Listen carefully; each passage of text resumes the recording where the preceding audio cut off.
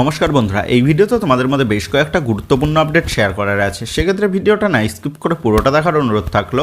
আর তোমরা যেটা চ্যানেলে প্রথমবার এসেছো তারা কিন্তু অবশ্যই ভিডিওতে লাইক দিয়ে চ্যানেলটা সাবস্ক্রাইব করে রেখো, কারণ তুমি কিন্তু এখানে তোমার প্রিয় দলের সমস্ত রকম খেলার খবর সবার আগে পেয়ে যাবে। তো চলো আর দেরি না করে আজকের ভিডিওর মেইন টপিকগুলো নিয়ে আলোচনা শুরু করা যাক। তো বন্ধুরা, সবার প্রথম আপডেটটাই আমাদের জাতীয় দলকে নিয়ে। তো বর্তমানে দাঁড়িয়ে আমাদের জাতীয় দলকে নিয়ে কিন্তু আর বেশি কিছু বলার মতন ইচ্ছেটাই কিন্তু আর বেছে নেই, কারণ দিনের পর দিন আমাদের টিম ইন্ডিয়ার হতাশজনক পারফরমেন্স দেখতে দেখতে কিন্তু সত্যিই আমাদের জাতীয় দলের প্রতি আবেগটা কিন্তু উঠে যাচ্ছে। গতকাল সিরিয়ার বিরুদ্ধের খেলাতে ম্যাচ স্ট্যাটে আমাদের ভারত শর্ট অন টার্গেট এবং পজিশন সমস্ত বিষয়ে এগিয়ে থাকলেও শেষ পর্যন্ত সেই 3-0 গোলে ম্যাচ হারে আমাদের ভারত। তো ভারতের খেলাতে কিন্তু সব কিছুই হচ্ছে, কিন্তু সেই বহু প্রতীক্ষিত গোলটা আর আসছে না। আর এই জিনিসটা কিন্তু আমরা দেখে আসছি বিগত বেশ কয়েক বছর ধরেই। সুনীল ছেত্রীর পর সুনীল ছেত্রীর জায়গাটা কে নেবে সেটাই কিন্তু এখন চূড়ান্ত হয়ে উঠতে পারলো না। তো কোচ মান্ডালো মার্কোয়েজ রোকার আন্ডারে আমাদের ভারত ভবিষ্যতে কতটা সেরা পারফরমেন্স তুলে দিতে পারবে সেটাই কিন্তু দেখার বিষয় হবে। তবে আমার মতে কোচ মান্ডালো মার্কোয়েজ রোকাকে জাতীয় দলের দায়িত্ব না দিয়ে যে সমস্ত কোচেরা বিভিন্ন জাতীয় দলকে কোচিং করিয়েছিলেন সেই সমস্ত কোচেদের মধ্যে কোনো বেস্ট কোচকে দরকার ছিল আমাদের জাতীয় দলের জন্য। কারণ কোচ মান্ডালো মার্কোয়েজ রোকার কাছে ভারতীয় এবং বিদেশি প্লেয়ারদের নিয়ে ক্লাব ফুটবলে কোচিং করানোর অভিজ্ঞতা রয়েছে।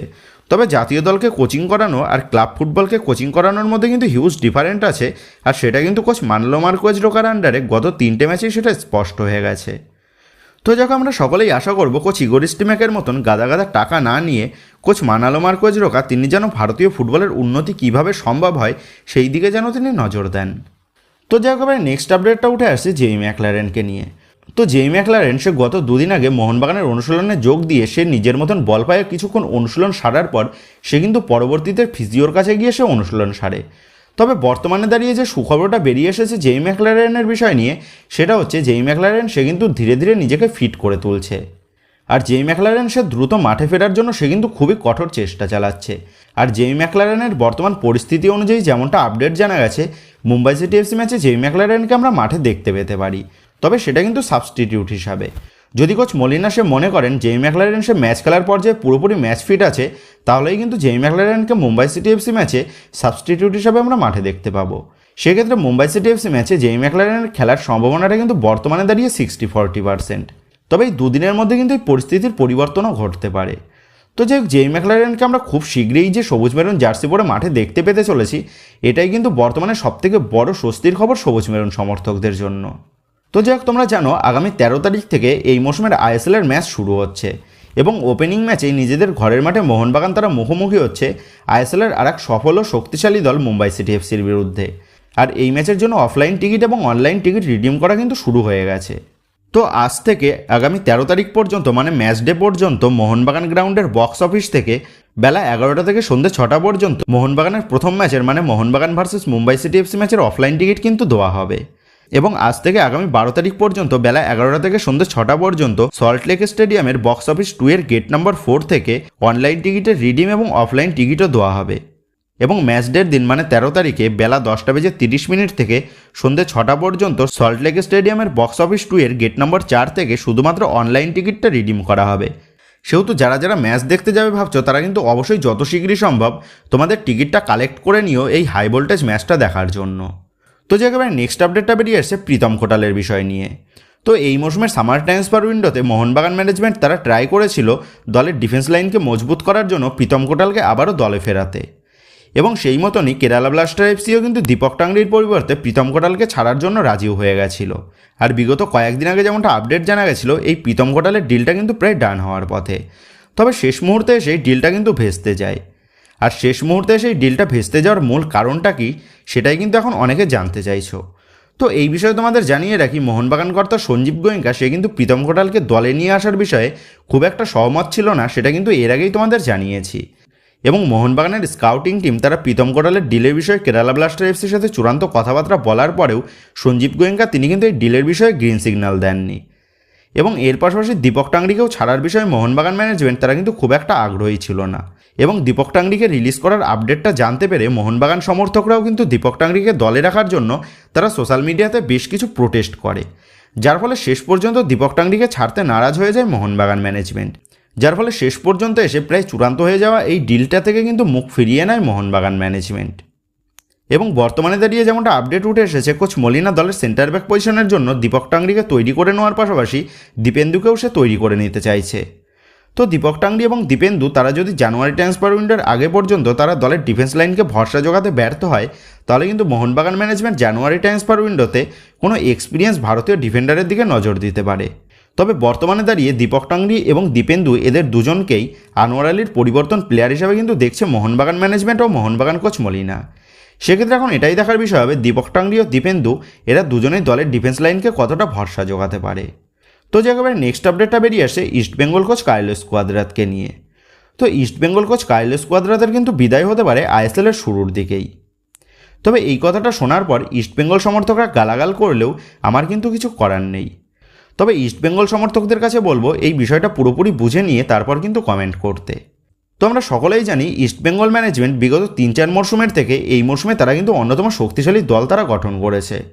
গত মরশুমের আইএসএলের সেরা 2 বিদেশি প্লেয়ার ডিমিত্রিয়াস ডিয়ামান্টাকোস এবং মাদি থালালকে দলে চূড়ান্ত করে নিয়েছে ইস্টবেঙ্গল ম্যানেজমেন্ট।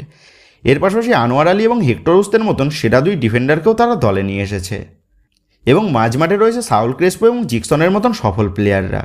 তো এই মরশুমে ইস্টবেঙ্গল ম্যানেজমেন্ট যে সেরা দল গঠন করার জন্য তারা কোনো ডিলের বিষয়ে খুব একটা পিছু পা হয়নি সেটা কিন্তু পরিষ্কার।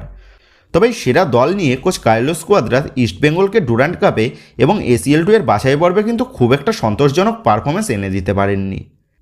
তো এই মরশুমে ইস্টবেঙ্গলের সেরা দল গঠন দেখে রীতিমতন আইএসএলের সেরা পারফরমেন্স দেখার স্বপ্ন কিন্তু ইতিমধ্যেই দেখা শুরু করে দিয়েছে আপামর লাল হলুদ জনতা।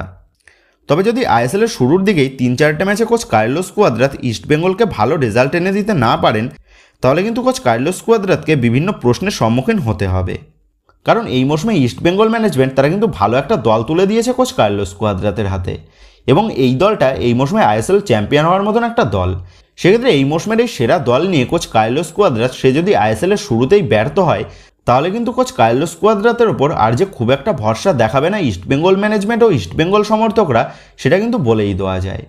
সেক্ষেত্রে আইএসএল শুরুর 3-4টে ম্যাচ যে কোচ কার্লোস কুয়াদ্রাতের কাছে অ্যাসিড টেস্ট হতে চলেছে সেটা কিন্তু তোমরা বলতেই পারো।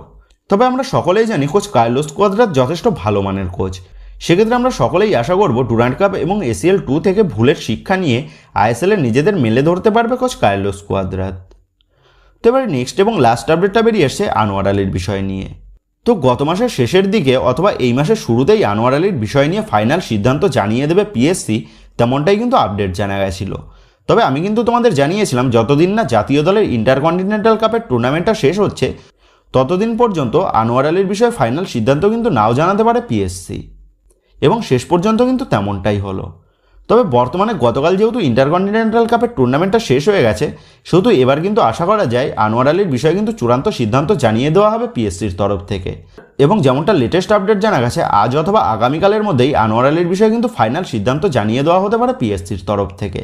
তবে আমরা গত কয়েক মাস ধরেই দেখে আসছি PSC তারা কিন্তু ডেটের পর ডেট দিয়ে আসছে আনোয়ার আলীর বিষয়ে। তবে এবার কিন্তু আনোয়ার আলীর কেসের অবসান ঘটতে চলেছে, তেমনটাই কিন্তু লেটেস্ট আপডেট বেরিয়ে আসছে এই মুহূর্তে। সেক্ষেত্রে আশা করা যাচ্ছে আজ অথবা আগামীকালের মধ্যে আনোয়ার আলীর বিষয়ে ফাইনাল সিদ্ধান্ত যদি PSC নাও জানায়, তাহলে এই সপ্তাহের মধ্যেই কিন্তু PSCর তরফ থেকে আনোয়ার আলীর বিষয়ে চূড়ান্ত সিদ্ধান্ত জানিয়ে দেওয়া হবে। সেক্ষেত্রে এখন এটাই দেখার বিষয় হবে আনোয়ার আলীর বিষয় নিয়ে চূড়ান্ত কোন সিদ্ধান্ত জানানো হয় PSCর তরফ থেকে। তো যাই হোক বন্ধুরা, এই ভিডিওতে গুরুত্বপূর্ণ আপডেট করাই তোমাদের মধ্যে আলোচনা করার ছিল। তো আশা করি ভিডিওটা তোমাদের ভালো লেগেছে। তো যদি ভিডিওটা ভালো লেগে থাকে তাহলে ভিডিওতে লাইক দিয়ে চ্যানেল সাবস্ক্রাইব করে পাশে থাকা বেল আইকনটা অবশ্যই প্রেস করে দিও। আর তোমরা যারা এখনও পর্যন্ত আমাদের সোশ্যাল মিডিয়া পেজের সাথে যুক্ত হওনি, তারা কিন্তু অবশ্যই নিচে ডেসক্রিপশন বক্সের লিঙ্ক থেকে আমাদের সোশ্যাল মিডিয়া পেজের সাথে যুক্ত হয়ে যেও।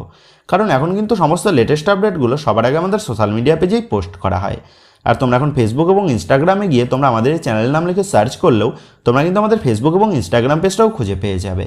সেক্ষেত্রে তোমার প্রিয় দলের সমস্ত রকম লেটেস্ট আপডেট সবার আগে পাওয়ার জন্য এবং আমার সাথে সরাসরি যে কোনো বিষয়ে কথা বলার জন্য তোমরা কিন্তু অবশ্যই মনে করো আমাদের সোশ্যাল মিডিয়া পেজের সাথে যুক্ত হয়ে যেও। তো বন্ধুরা, এই ভিডিওটা এটুকুই ছিল। তো আসি বন্ধুরা, দেখা হচ্ছে পরের ভিডিওতে।